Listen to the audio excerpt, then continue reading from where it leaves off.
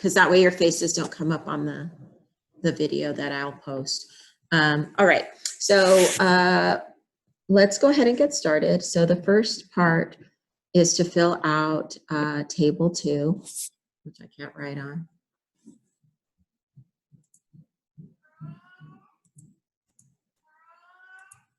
So here's table 2, and table 2 is a theoretical table. So in other words, you're using the theoretical values. Okay, so what we've been learning in lecture, I'll do the first one with you, and then you can do the other 2 or 3 that's there. Let's do, excuse me, copper and silver cell. So what you do is you come to the standard half reduction potentials, and we identify the copper with the silver, right? One of them has to flip. One of them has to be oxidized. Out of those 2, which one gets flipped?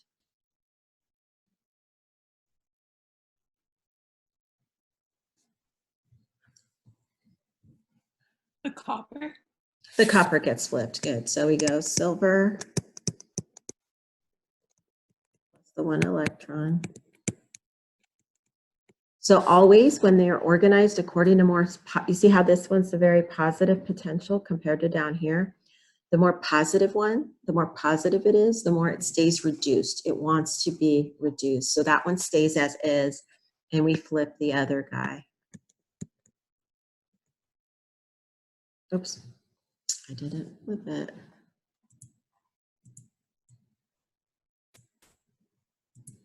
So we'll go copper solid.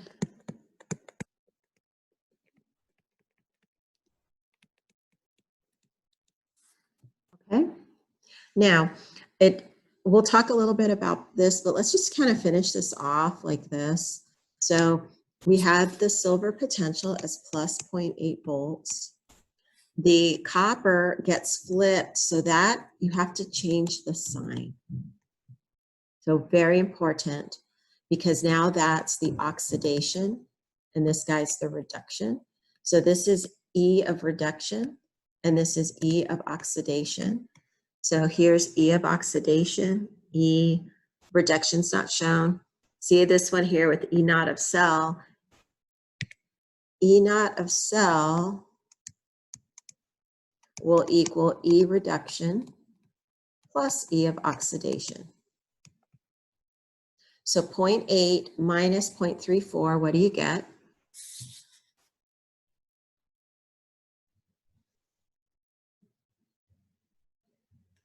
Point what?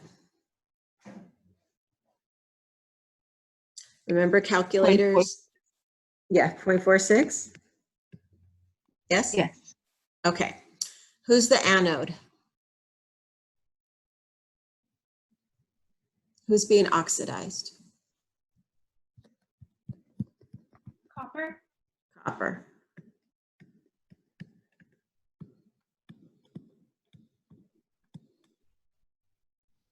Okay, then you write in your oxidation. You can type it in. But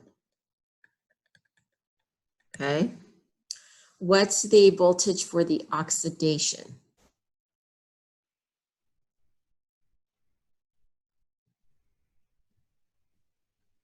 Negative 0.34, right? Because that's oxidation. We had to flip the sign. And then the abbreviated cell notation. So let's finish off what we started up here. What do I have to do to the top equation?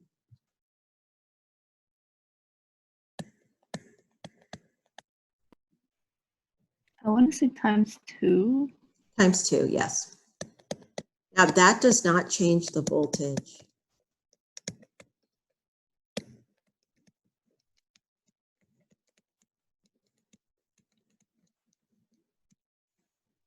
Okay, that does not change the voltage.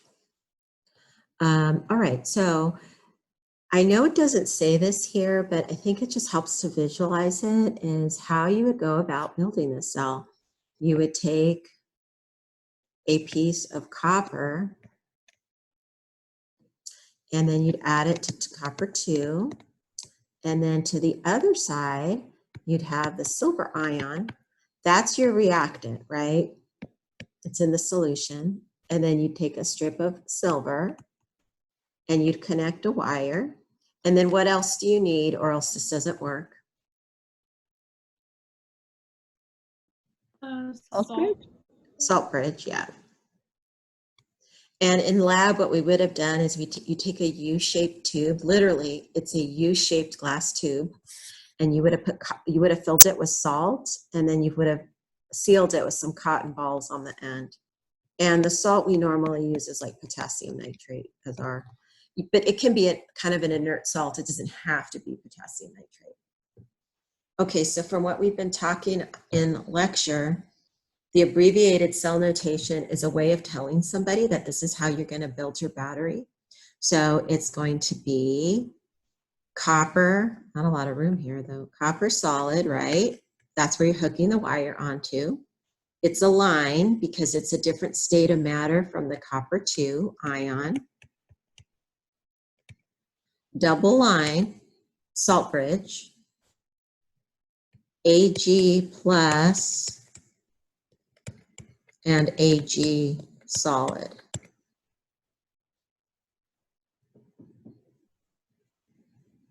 Okay. Any questions on that? All right, so let me scroll down. Any questions on that guy? Okay, so one thing before we move on is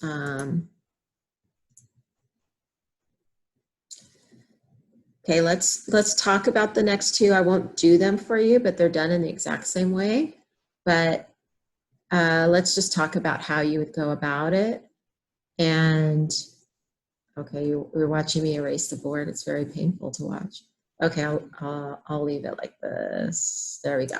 Okay, so that was our first one, and it kind of messed me up. So that's 0.46 volts. It's weird. It doesn't let me scroll while I'm sharing and doing all this other stuff, so it's annoying. Okay, we had this, right?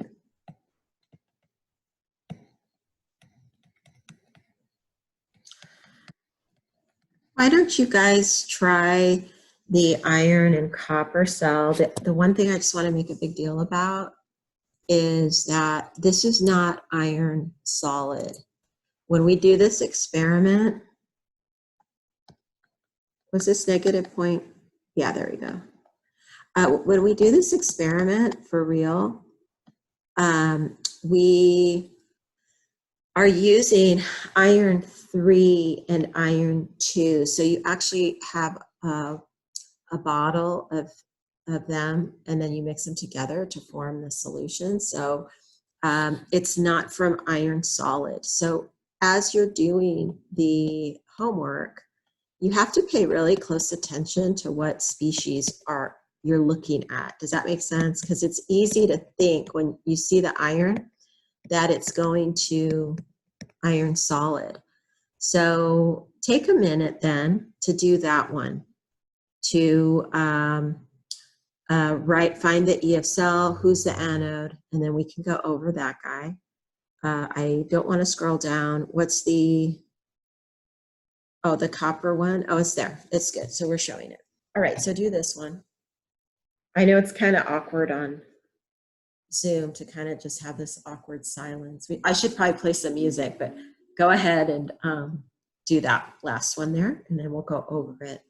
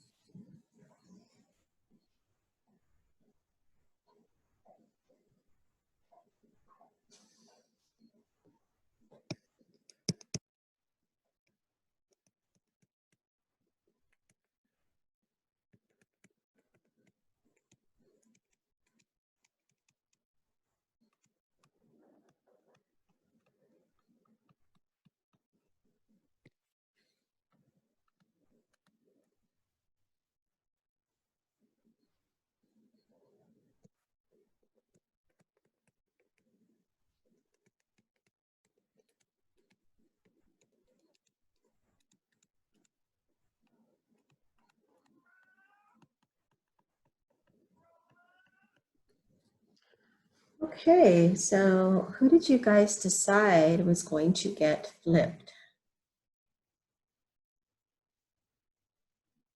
Copper. Copper. Yeah, the copper. Good. Always, if they're in order of potentials, which 98% of the time the tables that are out there, like I'm saying, like on the internet, are in that order. Every once in a while you have some weird table that's in alphabetical order of the metals, but the one you're going to have, which is the one in your book, is in order of the most positive to the most negative. So then you can look, the one that's above, like this iron 3 is above copper, so iron 3 is reduced, the copper has to get flipped. Okay, so we'll flip the copper.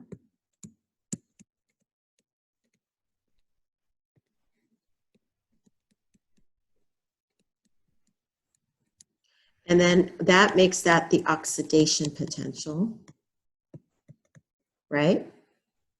So the oxidation potential, again, negative 0.34 volts.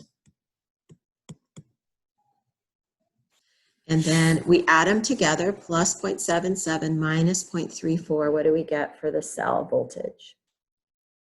0.43. There? Yes, did I hear you right? Yes, okay, good. So, Yes. all right, so who's our anode? Who's oxidizing? Copper. Copper, and then you can write the half reaction.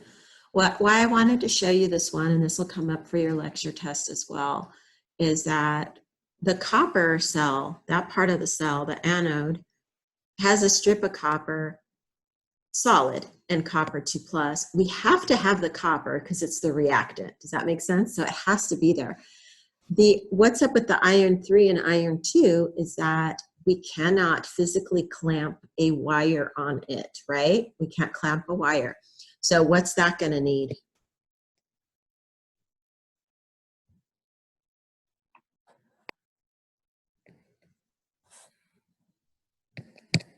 That's going to need an inert electrode. So those of you that have been looking at chapter 18 stuff, what are some choices for an inert electrode?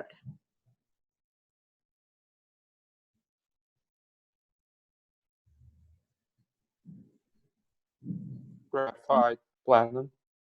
Platinum, carbon graphite.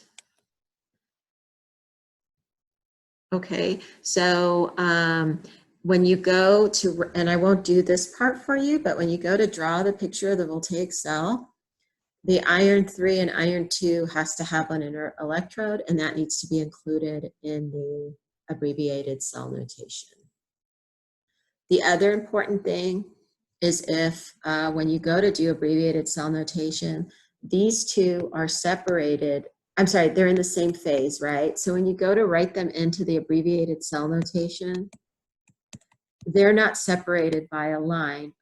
How would it look? What's it going to have? By a comma? A comma, yes. And then you'd have to show its inert electrode on it. And you could, if you don't want to write carbon graphite, you could just put inert electrode. You can write it in, or you could put platinum, okay? So I know that's kind of hard to visualize because you didn't build these batteries, but if you have, we need metals to clamp wires onto. What would be the risk of using iron here? Why would we want to use the inert and not just a piece of iron?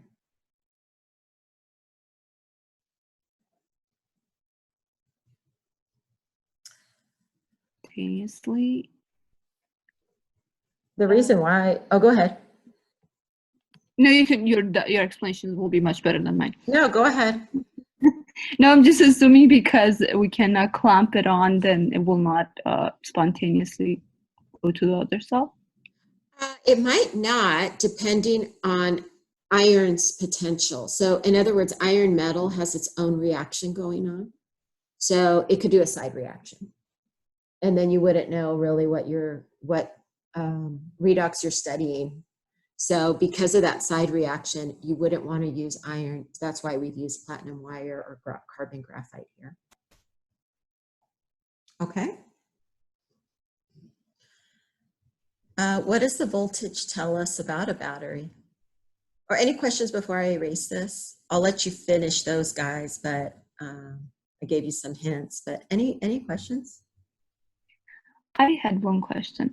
Sure. Since the E naught of the cell has to always be positive, then that means that this whole thing will always be spontaneous. We do not have a reaction that's non-spontaneous. Correct. The reaction that would not be spontaneous is the reverse of it. So we didn't write our full balance equation out, so we can do that. So we have iron 3 plus. Now, what do I need to multiply this top one by? 2. 2.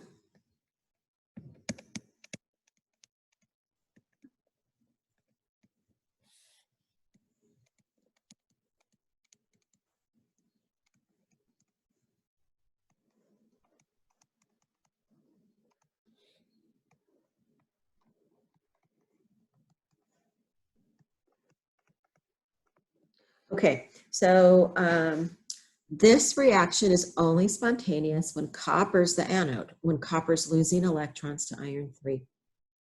So if you try to put it to go the other way, which is copper 2 as your anode and iron 2 plus as the cathode, you have no reaction that direction. So if we were physically doing this, what that would mean is that when you hooked up your wires, if you didn't hook them up correctly, then you could get a reading that said 0 volts. So in other words, the only time you get a voltage reading is when copper's the anode and iron 3 is the cathode. So the reverse reaction would be the electrolytic cell? Yeah, the electrolytic type cell, yes. If you want to go the other way, you have to put an outside source of current on this. Okay, thank you. Yeah. So for the copper zinc, then it would be safe to assume that we wouldn't need an inert electrode? Yeah, perfect. So yeah, you absolutely need the copper because that's your reactant. You absolutely need silver ion because that's your reactant. You didn't necessarily need the silver because that just is the metal that allows for the electrons to flow through the metal. However, if it's available, it just keeps it more simple to just say Ag, to use a piece of silver. But you could have, in theory, used an inert, but we don't. We have silver available. So then it's nice to, in other words, it's nice to use the metal that goes along with the ion if possible. If possible, okay? And it's not doing a side reaction of some sort. That make sense? Yes, thank you. Okay, your very important equations, and I just posted up a video for this section, but your important equations is delta G equals negative RT ln K. Delta G naught equals negative NF E naught of cell. Okay, and there is a third equation, and I'll write it over here, which would be, if you look at these guys, you could set them equal to each other. Does that make sense? Because they're both for delta G naught. Okay, so if we set those guys equal to each other, the negatives would cancel out and you'd end up like this. E naught of cell equals RT NF ln K. Do you see how that would rearrange if you set those guys equal? And so you actually have 3 equations that you can answer questions 4 and 5 with. They are all linked together. And this was supposed to be the exciting part of this chapter, where all the work you've invested in learning about K equilibrium, delta G, and E naught of cell, it all pulls together in a really beautiful package that the more voltage the cell has, the more negative delta G is. And what does that say about K?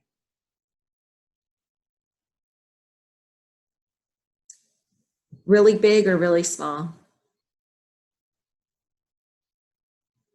Big. Big, yes. So voltaic cells, they love to go forwards. They are really a one-way discussion, spontaneous. They love to flow towards product. So if E naught of cell is a positive value, delta G is always negative, and K equilibrium is always massive.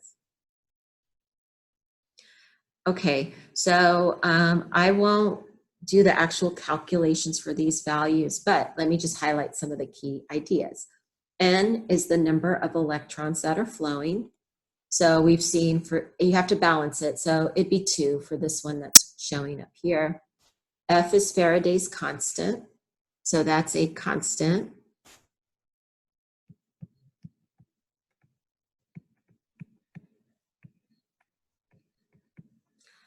That guy, check later, double check. I noticed your book rounds this to 96500, I believe. And then, but look in this document on the lab part, see which value they give you, because it's slightly different for some of the references. Just use the one that's in the lab manual. And then, so basically, if you'll take your 2 times Faraday's times the voltage of the cell. Since this is negative, then delta G for sure has to be negative, always in a voltaic cell. And then you can solve for K. Your choice is to use this equation for K or this one. I don't know why, I have no idea why, but I don't like this one over here. I don't know why. It's just a weird thing that I have. It looks weird to me for some reason, just some weird stuff. But it's direct, you have ESL, so I don't want to dissuade you. If you like it, go for it. So, but normally what I do is I find delta G, it'll be negative, and then I just use this one. No matter which route you go, you have to ultimately take the anti-ln, right? So K would equal E to the negative delta G naught over RT.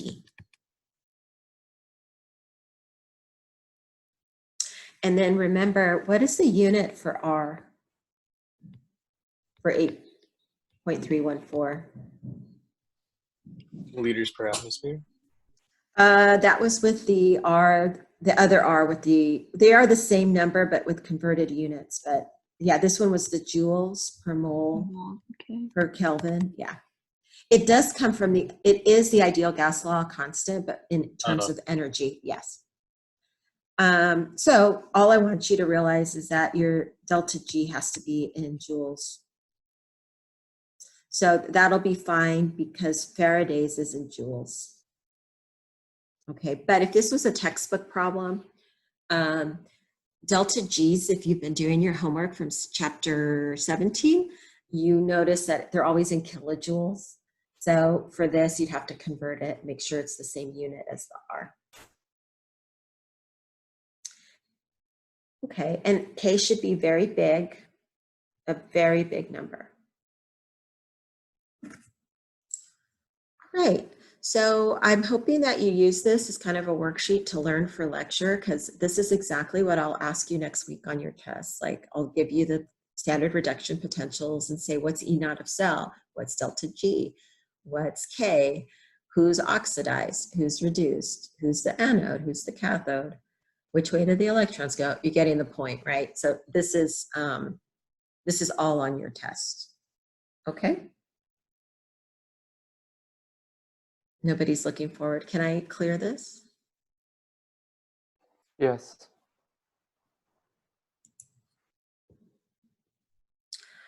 Okay, let me go through part 2. When I first started at Mesa, the professor, this lab's been around for a long time. I used to call him the evil genius. His name was Dr. Fang, and He was really revolutionary for his time. He was older when I met him, but he loved spreadsheets. Now I'm talking 27 years ago. So he was one of the first people, honestly, in San Diego County to use spreadsheets to calculate stuff, which is so funny, right? Because you guys are so used to them now. So he made this lab, and it's a really interesting lab. We are only doing a little bit of it because I decided it was going to be way too much to try to do the full thing. So see how you have 3 cells? The real lab had 7. But what I want you to think about is how standard reduction potentials are measured. And the way they're measured, everything from the back of the book is from hydrogen cell. From the standard hydrogen electrode. And on the video lectures, it shows how that's set up. They have to bubble gas into a container with hydrogen gas into a little container within the cell that has a platinum wire. Okay, why does that one need an inert electrode?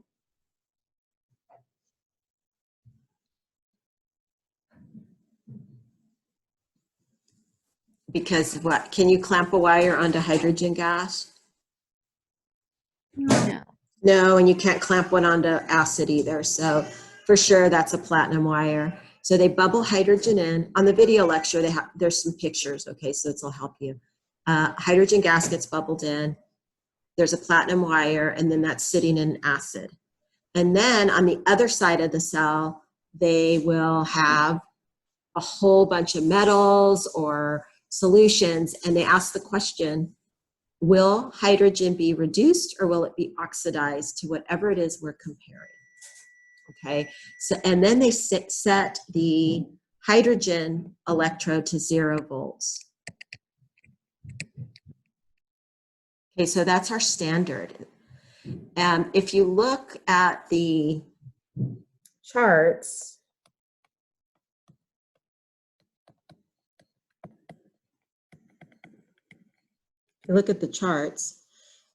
you'll see that the hydrogen is 0, and then anything above it, like the silvers above it, is reduced compared to hydrogen. So when you see the ones with a positive potential, it's because they reduce compared to hydrogen. Anything below, oops, I don't think copper's below. The zinc is, so I know that one's for sure below.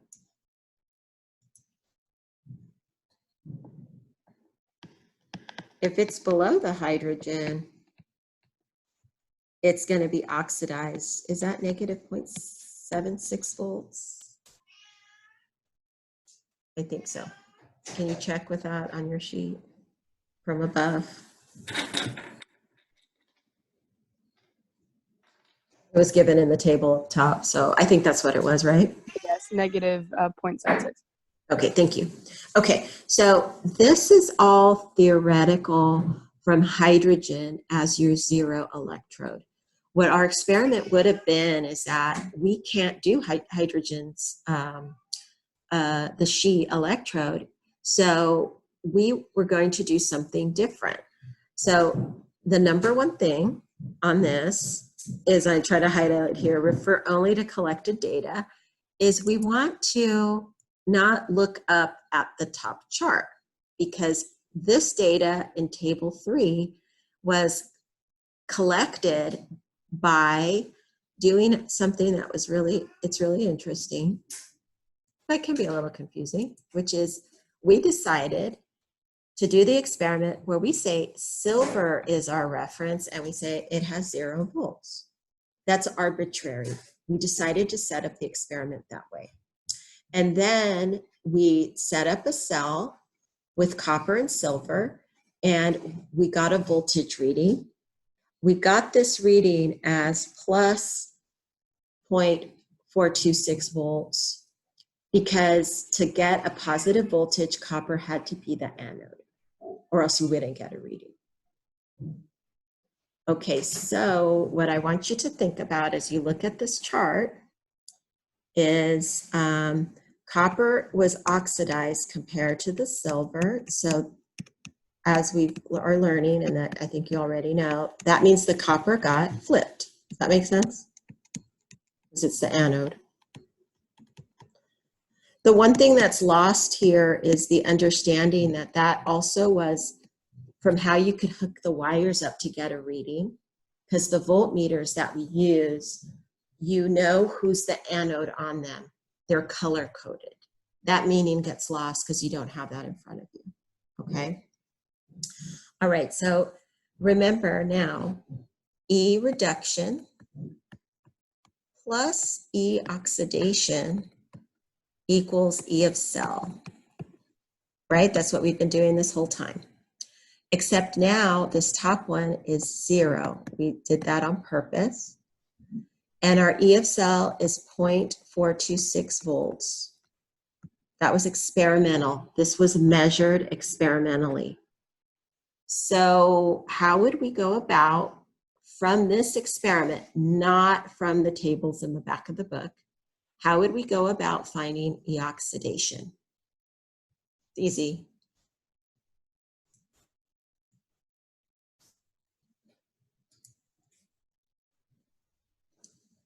Zero plus E oxidation equals 0.426 volts.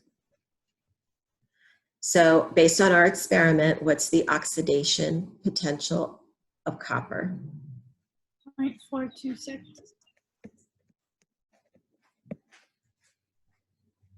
So always this column plus this column equals this one.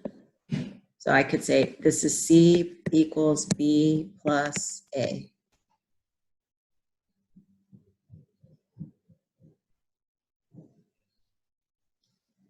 Okay, so with this in mind, I'll start you on the second one, but I won't finish it. I'll give you, this is a big hint. Let's take a look. The next cell that we would have built would have been the copper and zinc. And the voltage reading we would have gotten, this was from real data from last semester, 1.077 volts. And there's 2 question marks there. I'm going to apply the same idea that 1.077 volts will equal E oxidation plus E reduction. Okay, so this column C equals B plus A. But I have to use my data to find one of them. So which one do I know from the previous data? The E of oxidation. Of who? Copper, right? Copper. Right. Okay. Now, in this cell, though, it was reduced. So what do you think I write in this little square here? What number would that be as a reduction? Minus 0.426. Yes, good. Thank you. Okay, do you see that? And so now I can find the zinc.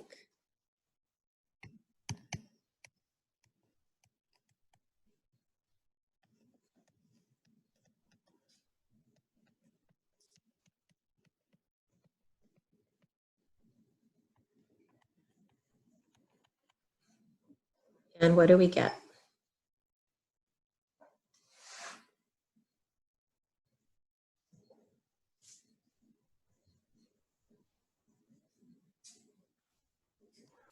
$1.503.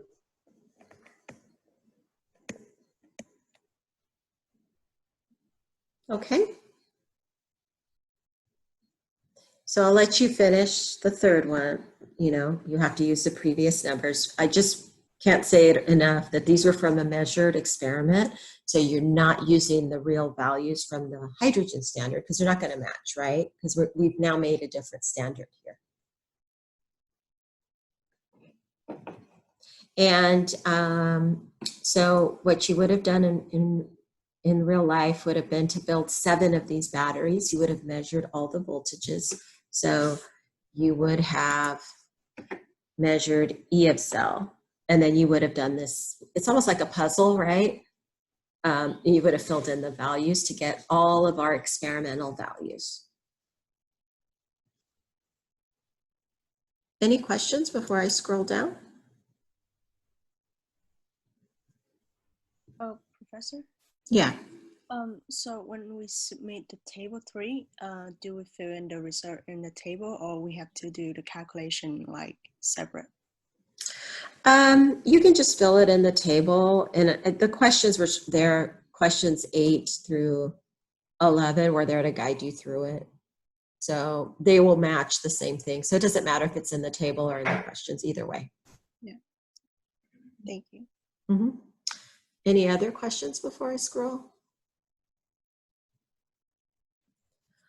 Okay, so then what we would do, again, look on the bright side, this is a abridged version of this, an easier version than what we normally would have done, because we would have had 7 potentials. The next thing we do is we would, oh, I didn't mean to erase those, but I can fill them back in. Okay, so this one was 0.426 volts. And this one was what? Negative, what do we say? 1.5 what? It was positive 1.503. Okay, so then what we're going to do, if you can understand this, then it's pretty easy, is we're going to try to make our own table with silver electrode as our reference. So you know how on our chart with the hydrogen, the more positive ones at the top, right? The more positive reductions at the top and the more negative reductions are at the bottom, right? So you're going to do your own little table with just these few of them. You're going to fill all these in, but they all have to show up as a reduction. So you're going to fill them all in, more positive to negative. Okay, so that's going to be sort of a new chart. In other words, we're building our own chart based on silver electrode. You just have to be careful that you write them, see how they're all listed as reductions, that you make sure you pull the values from table 3 as reductions and make sure that that's reflected when you list them here. Now, let's look at zinc, for example. On our chart, it's not reduced, correct, up here? This is an oxidation. So if its oxidation potential is 1.503, then what's the reduction potential? The negative of this value. Yeah. Okay. And then you'll just fill in the other few that there are. Okay. Our next one, questions on that?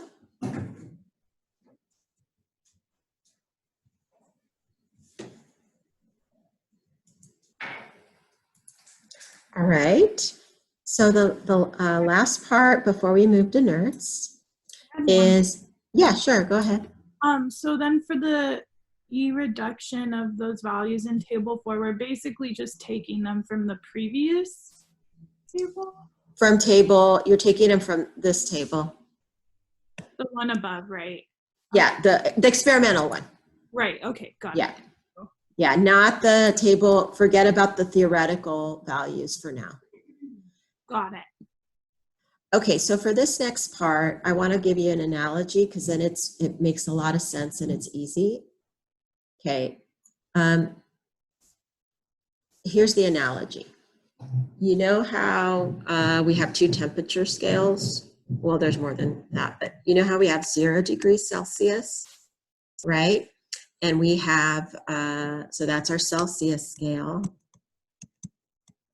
And then we have the Kelvin scale. Okay, so the Kelvin scale, 0 Kelvin, is an absolute 0, correct?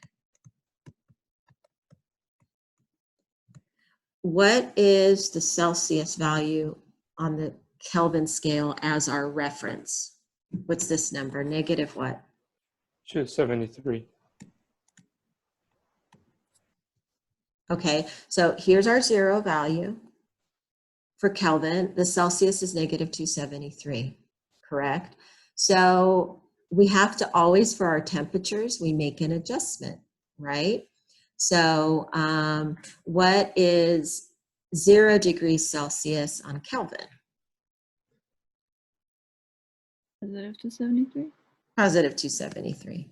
So what do we do to go from Celsius to temperature Kelvin? You've been doing it forever. Feels like you add, yeah, right? That's where our correction factor. So I like that example because it, I think, helps to understand what we're doing here, which is that we have our own reference of silver in our experiment. We made that 0. But on the real table, right, I'll write it in here, on the hydrogen H+ table, silver is not 0. It's plus 0.8 volts for silver. You look up at the top, you can scroll up easier than I can, right? As your reference, what I'll call the real table.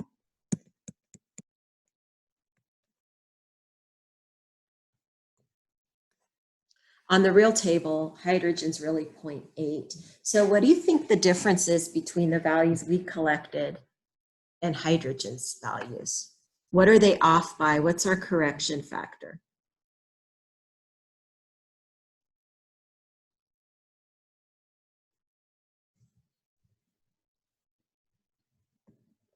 Negative point? No, just 0.8. Oh, just Yeah. 0.8. Just 0.8, yes. So we have to make that adjustment. Just like when we do temperatures in Kelvin, we add on 273 to correct for it and get over to the other scale.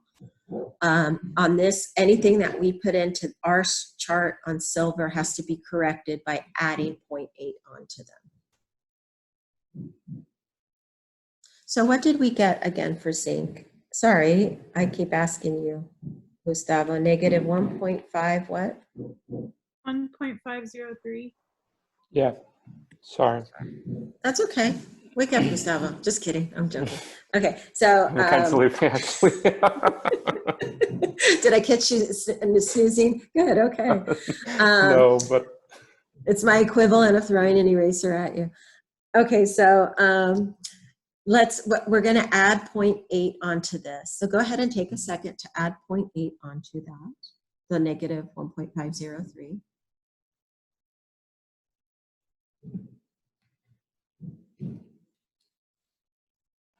Negative 0.703.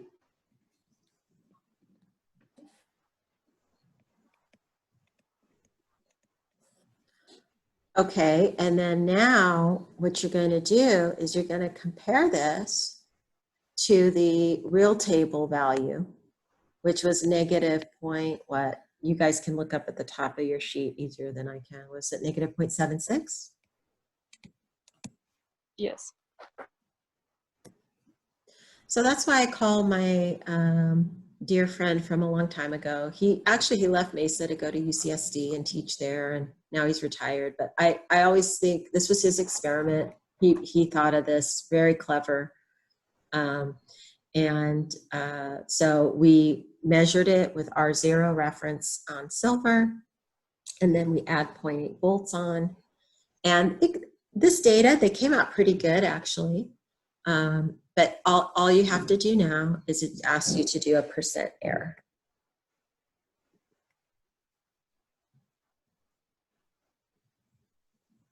Okay, between those two values.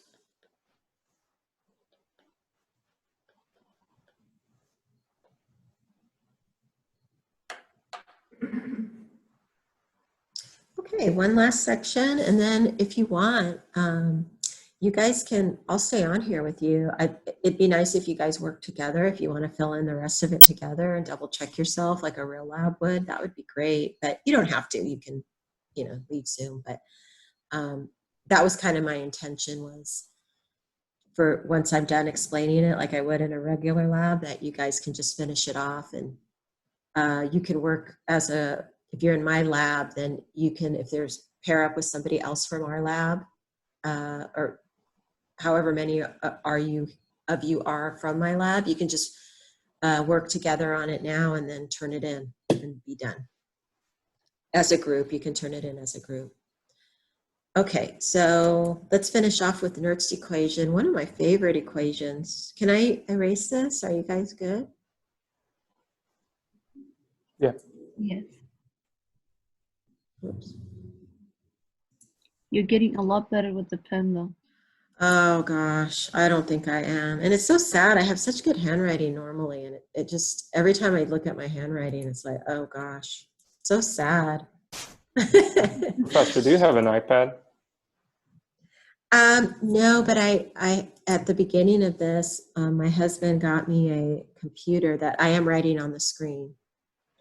Oh, you know what you could do? You could put like a paper-like screen protector. So it doesn't make that tapping noise? No, the tap noises will always be there, but Okay. makes more friction, so you write better, because I have that on my iPad. Oh, great. I can Great. send you an email. With Okay, great.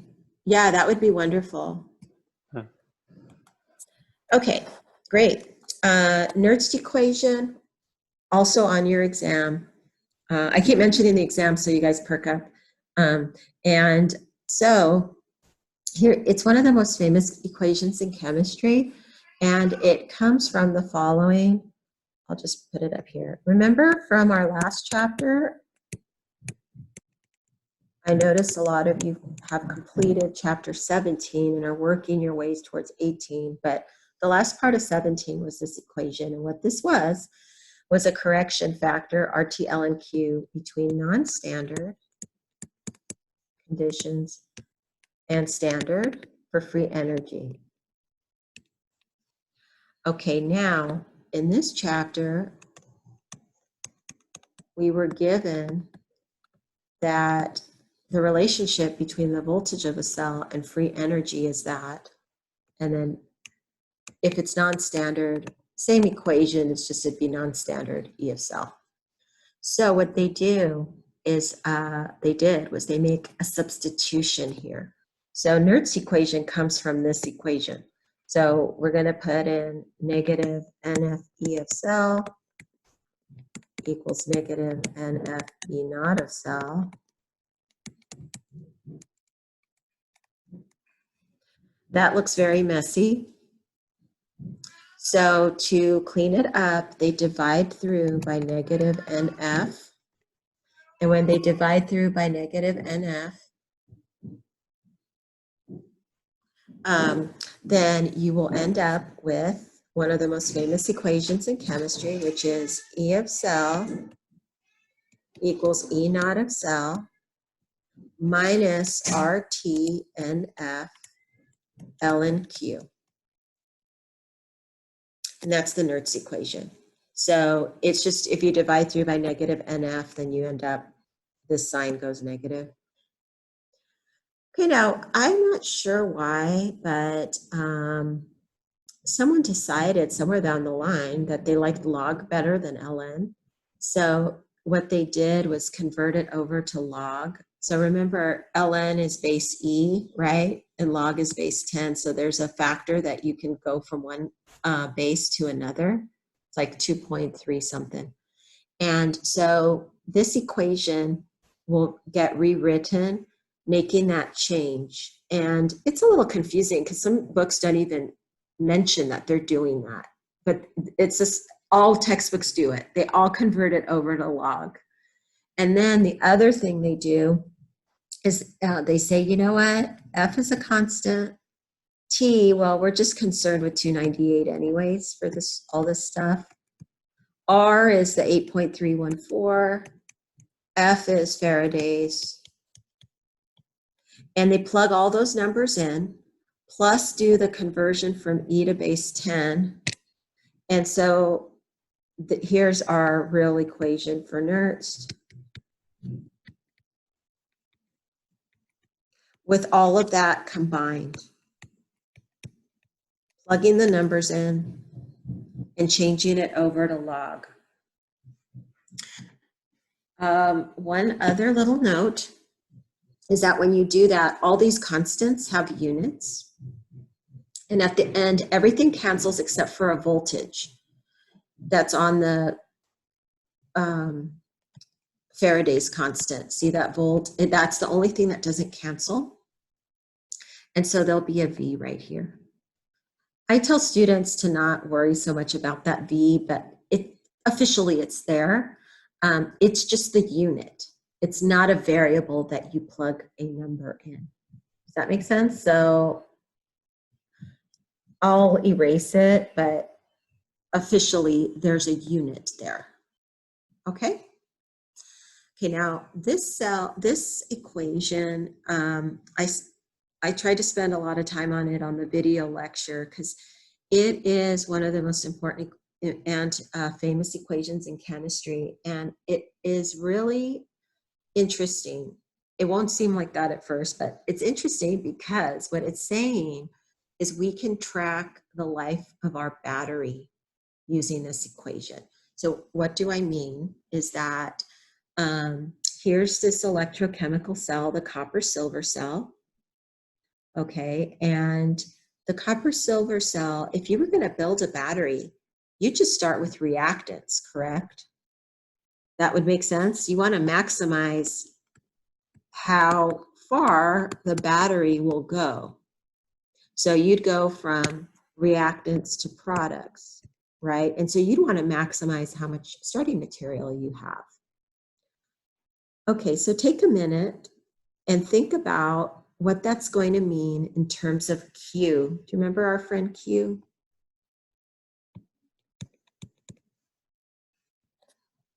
What does Q equal for this electrochemical cell here? A picture of what is happening at that moment.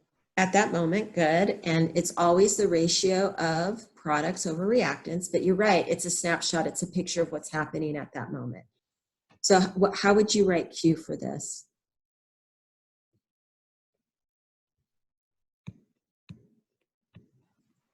Who's the product?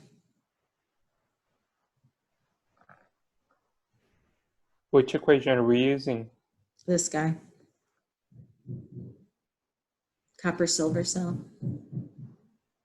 Oh, okay. So would be copper 2 plus over silver. Squared. Oh, yes. Remember? Yeah.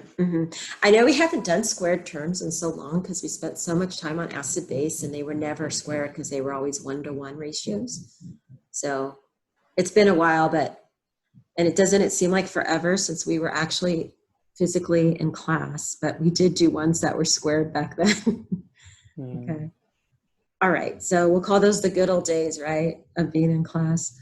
So there's our Q expression. Now, let's think this through. If we start with reactants only, which one's going to be bigger, the amount of silver ion or the amount of copper? Copper solid. And silver ion, correct, right? Our reactants, right? So if we're starting with reactants, we would have a really high amount of silver ion and copper. The copper doesn't appear in our Q though, so we would be talking about the silver. So I'm going to picture up here at the start of our reaction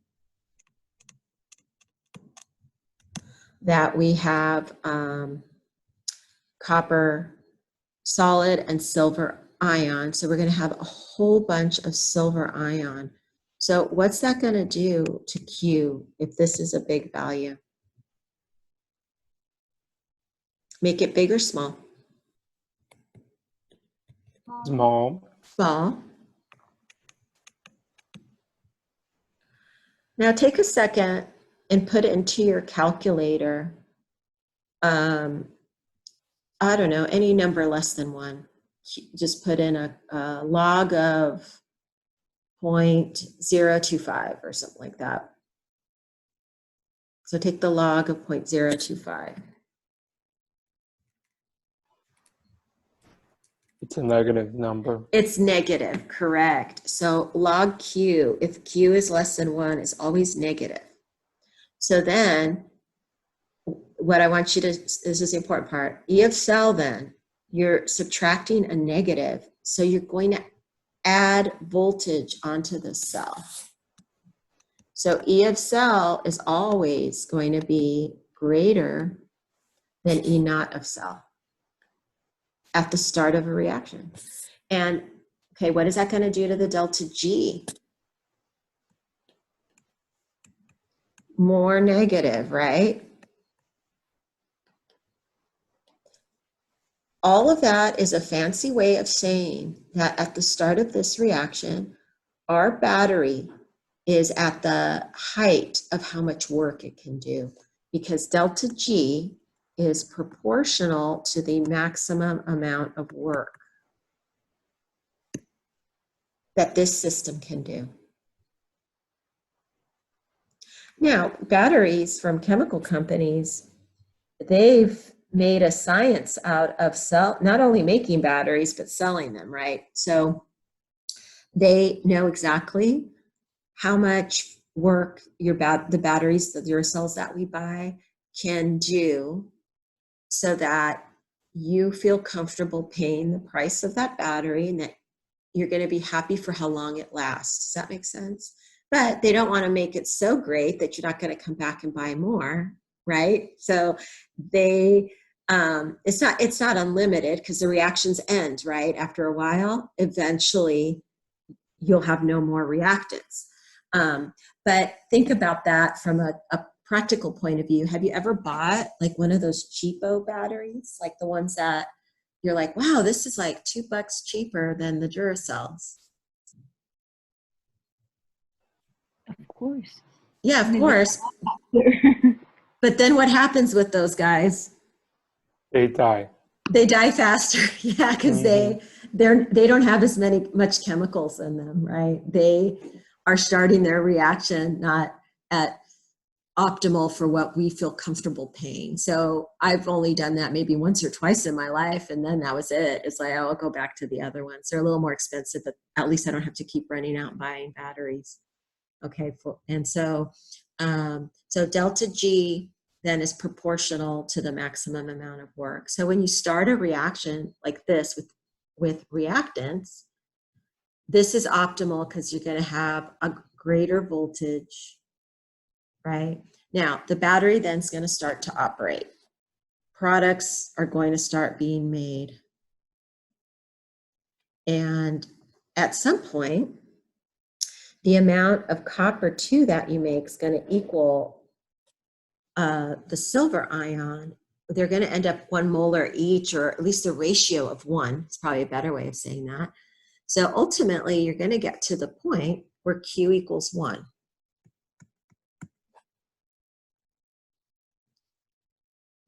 And what is E of cell at that point? If Q is 1, what's the log of Q?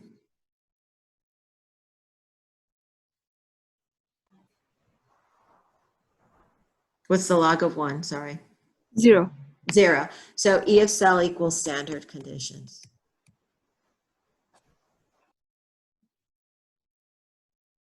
Okay. Then there'll come a time then, keeps going forward. They love to go forward. There's a time then where your copper amount is really big, right? Because you're starting to make a whole bunch of product. And so Q is greater than 1.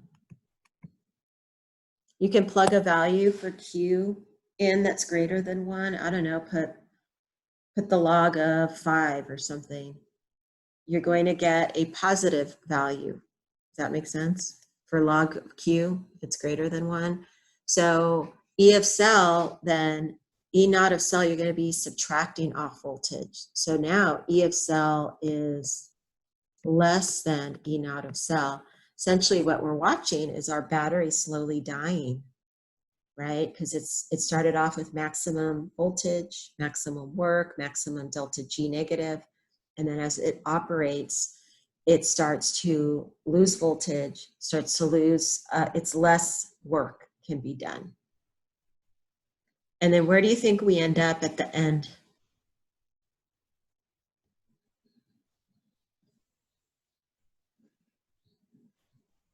What do you think E of cell gets to? A negative value, I'm assuming. No. It ends up at 0. What happens is that Q gets so big, and then eventually it reaches K, it reaches equilibrium. But at equilibrium,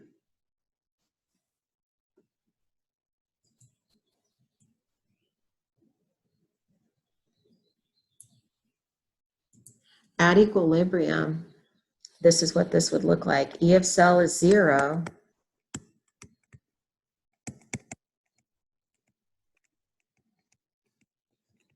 And now we have log K. And K is gigantic. The K equilibriums for these are like 10 to the 50, 10 to the 60, 10 to the 35, because they love to go forwards. And another way of thinking of it is that at equilibrium, this term, 0.0592 over n log K equals E naught of cell. And since they equal, then the overall E of cell is 0 at that point. Q equals K.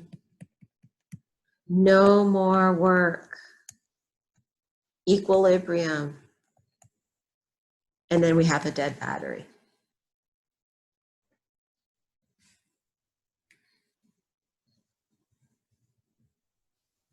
Okay. So when your significant other says to you, hey, take out the trash, you're going to say, I'm at equilibrium. No more work, right? You can try it, see how well it goes for you, I guess.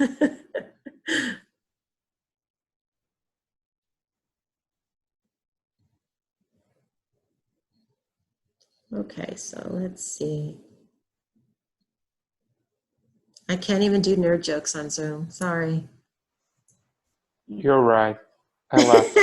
Oh, you did laugh? Okay, thank you. I have more reactions to Zoom. Yeah, they do. It's this is the most awkward part, is like trying to have like a normal conversation, you know, like with the subtleties of being human, correct? So yeah, it's kind of interesting. Okay, so let me rewrite this one and then we'll be done. Yeah. Can I ask you something? For the question 16, we just have to put these numbers into the Q expression. Yeah, so that's where I was going to head. So for this guy, E of cell, and then from table 1 information, what did we get for E naught of this cell? We calculated it up top. Wasn't it the first one we did together? The very top, table 2, sorry, table 2. We flipped the copper and added them, so it was what, 46. 0.46, yeah.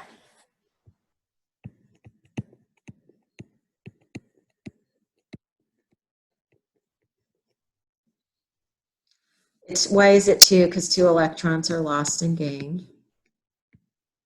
And then here's the copper over the silver squared.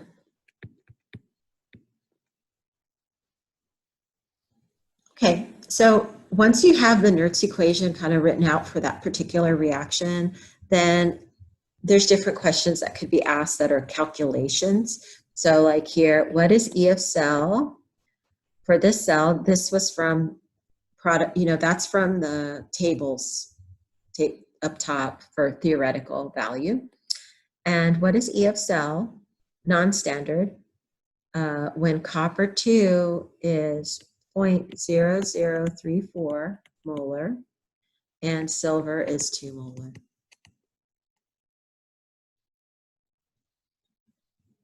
Okay, and do you guys want to, somebody want to calculate that for us?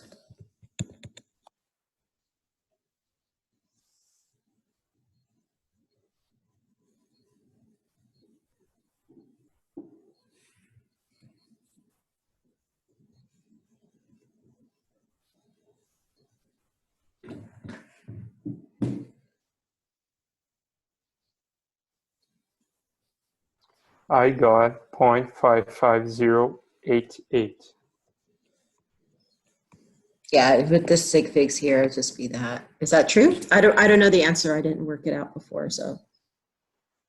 Gustavo, is he good? Is he on track there? What? Oh, that's the same thing I got. Yeah, okay. Not that we didn't trust you, Gustavo. I'm No, just I always don't gonna. understand. I feel bad that actually if someone checks it.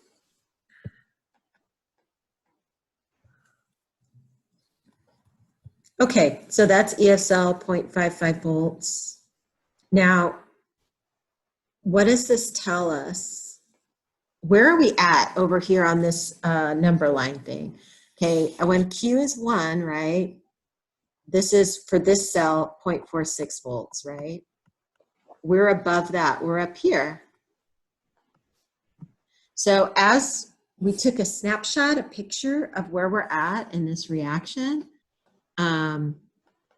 we are, somebody got 1.37. I don't think, did you square that? Let's see. Okay, hold up. We have 2 people got 0.55. What else did some of you get? Let's see who's here today. Ivana.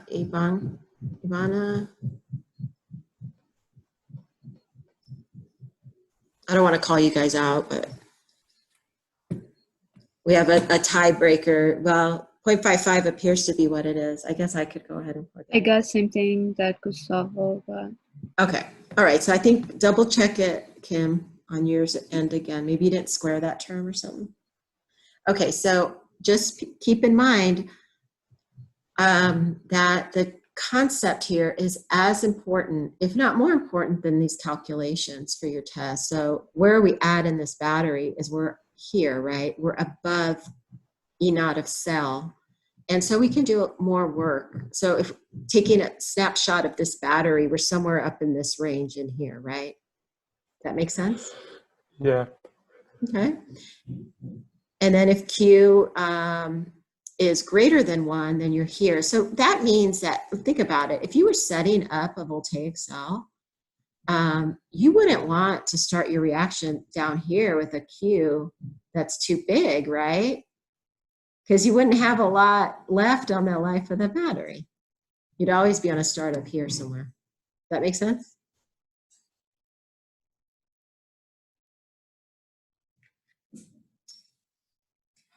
Okay, and there's again, in real life, when they go to design batteries, they know exactly where to start their reaction so that as a consumer, you feel that you've gotten enough work out of it, but that, but they're going to optimize profit too, correct? So that's a very fascinating little point to that. And then there's so much on Nernst Equation. I believe I mentioned this in in our Zoom chat last time, that we use Nernst Equation all the time in biology, biochemistry, because all the chemistry of the nervous system has to do with potentials, electrical potentials. So if you're taking physiology later, like if you take an upper division physiology, you will go through Nernst Equation again, but it'll be physiological, and and the other point to that is that in the body, you're not at standard conditions. You're not at Q equals 1. So that's why you need Nernst Equation in the body, because you have to adjust for the concentrations of whatever it is you're studying. So for example, I don't know, in bio, have you studied like sodium, potassium, ATPase? how the sodium and potassium get pushed out in and out of the neuron. Well, if you go to more detail on that later in an upper division course, if you take a neurobiology physiology class, it'll have Nernst equation right off the bat. It's like chapter 1, and then it's with those ions. And so this is a really important chapter, whether it's biology, biochemistry, or engineering, with all the batteries that they need to deal with to operate, different cars or whatever it is. Super important section. Professor, I have a question. Yeah. If we buy a battery in the supermarket, can we calculate backwards, just getting the voltage of the battery? Yeah, you could. You could calculate that backwards for sure. Like what Q they were starting from. Yeah. Yeah, like concentrations of Mm-hmm. whatever they are using. Yeah, and I know that I just posted this last section on the video lecture, but I did decide to keep it like a real lecture and kind of show you some of the like what's actually in a lot of those batteries. And if you look at the equations, some of them get more complicated, but still yes, absolutely. There's Nernst equation behind those for sure. Yes. Oh, okay. Thank you. And Professor, does temperature has an effect in Yeah, absolutely. And what that would do like is if you wanted to add temperature, they go up? yeah, it kind of changes everything really, which is why we stick to 298, because this number here, the 0.0592, that was adapted from T being 298 Kelvin. And then the standard voltages are also from 225 degrees, 298. So there are adjustments made on temperature for sure. And that's a good point, because like in the body, you're not at 298. So when they show you the Nernst equation, they're going to keep it more generic. It'll be more like this.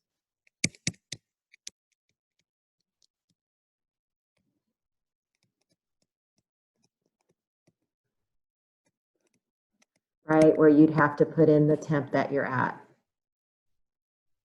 And then E naught of cell might be an adjusted value, depending on, so in physiology, for example, with those neurons and all that's been worked out, and it actually gets pretty complicated. And that was a really good question, Roya, because it gets complicated because you are dealing with physiological potentials. Thank you for answering that.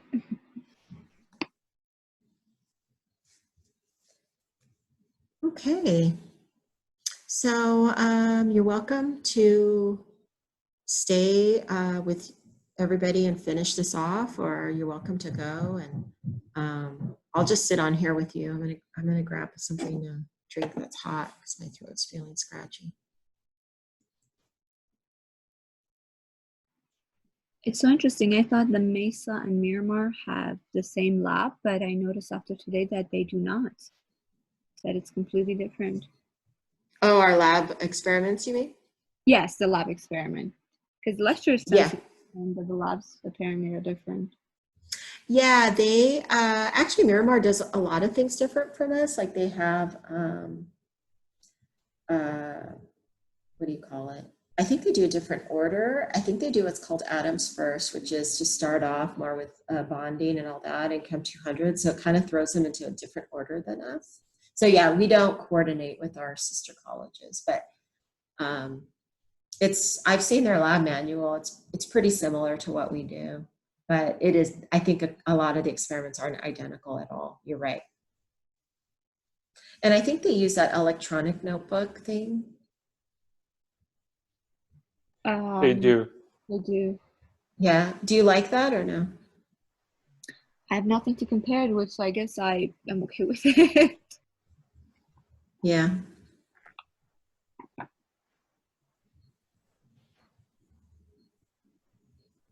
Professor, are you going to do this Zoom meeting at 11? Yeah, I am, and it's just going to be really a rehash of this last part.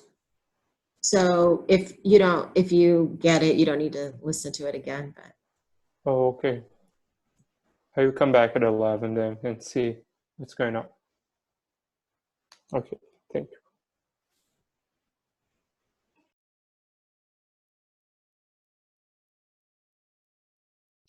Thank you, Professor.